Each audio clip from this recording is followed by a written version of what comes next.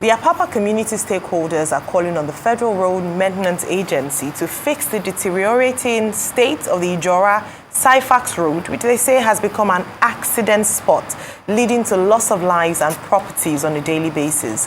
While confirming the massive volume of vehicular traffic and accident that ply the road, Head of Operations, Lagos State Special Traffic Management Committee and Enforcement Team on Apapa Gridlock, Adekoya Hassan, says he's doing the little he can by constantly pouring gravel on the road, but it's not enough to fix it due to the amount of trucks and vehicles passing there always.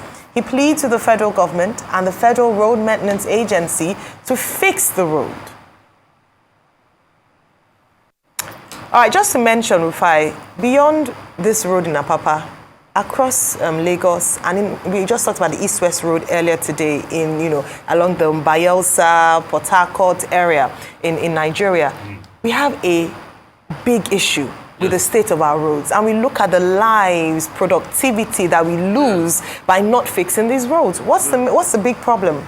I mean, the big problem is because we're not honest enough with ourselves. We're not transparent enough with ourselves. Everything that happens to us in this country, when they say Nigeria happens to you, Nigeria also happens to our roads.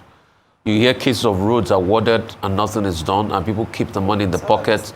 You hear contracts splitting, all sorts of variation. You know, the one that hurt me the most as regards the East-West Road is the fact that after the contract variation happened, which a lot of people say is a quick way to scam people during the contract and to make more money from the contract when you go back and vary the contract. Somebody will have thought that at least the money will be used to fix the road. Nothing is done. This Apapa is a major road. It's a major ingress and egress route through our ports. And the road has been like this for a while. A lot of things have been said about this Apapa road. Nothing has been done. It takes a private citizen to start pouring gravel on the road, at least to be able to. And kudos to the man that has been doing that. So the truth has to be said. We need to go back and look inwards. It's as if when it comes to the leadership, we just lost it at a point. Things didn't used to be this bad in Nigeria. Something definitely happened that we just lost it. We lost the level of accountability. Corruption became the order of the day. It now became a government of strong men rather than strong institutions.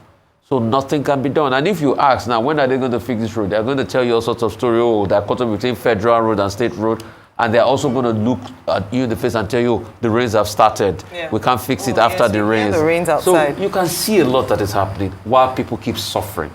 And we say we are the giant of Africa. But I know we can't be the giant of Africa by doing well for ourselves. Absolutely. We have a video to show you from the Apapa Road, and just in terms of some of the interventions, though temporary, that some citizens have done. Take a look.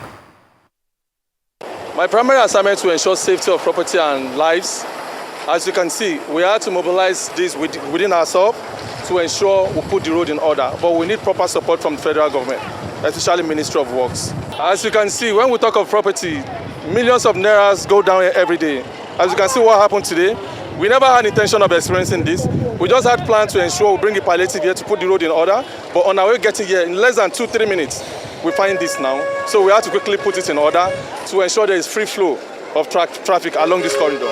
But we'll continue to see what we can do to ensure we improve the quality of the road before federal government can come to our aid.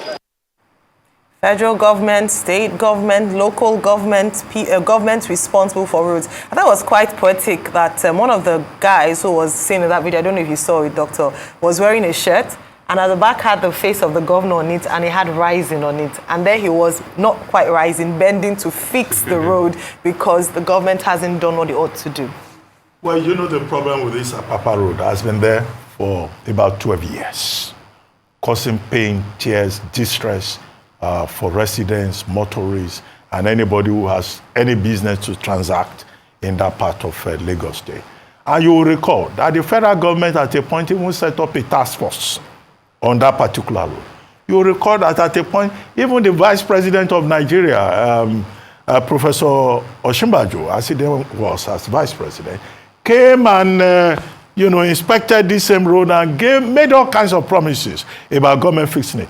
Governor Sanwo-Olu, when he assumed office, made this Apapa segment of the road, a priority for his administration. Now, many years after, we're still at the same point.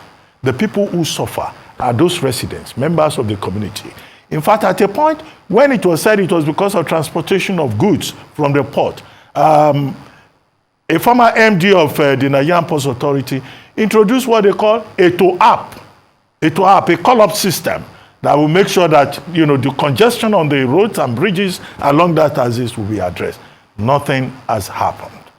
When the Minister of Works, I think, visited Lagos, we were told that he inspected the entire stretch of roads from Apapa all the way to the Lagos-Ibadan Expressway, and he promised, I think he gave a deadline, I hope I'm not misquoting him, of maybe 6 weeks, or is it a few weeks or so, that the entire stretch will be fixed. This doesn't look like something that can be fixed in a matter of weeks. It just shows, you know, failure on the part of government. It shows negligence on the part of government. Every effort to fix these roads, either by community effort or by government effort, is always on an ad hoc basis. Maybe 2-3 heavy rains now. What is being put there now will be washed away again, and the agony of the people will continue. This is not acceptable. Government is there to serve the people. Government should just serve the people. Dealing with the same problem year in, year out, 12 years. This particular axis of Lagos has been in this particular state. And I think it's unacceptable. You know, the people there will continue to agonize until the problem is addressed and solved. Imagine the amount of man hours that is lost in traffic congestion. Imagine the amount of cost also in terms of accidents that could have been avoided. And then not to talk of the stress that people are subjected to daily just because they are, you know, exposed to a system that doesn't function as it should. Yes. I mean, recently, Lagos was announced as the 5th best African city to live in, you know, to invest into. So it's important. Yes, we'll be getting this accolades here and there, but if this is the 5th best African city to live in and we have roads in deplorable conditions, then what is it that we are truly celebrating? From Lagos to East-West Road to roads in Edo State, across Nigeria, there has to be almost a state of emergency on the state of our infrastructure when it comes to roads.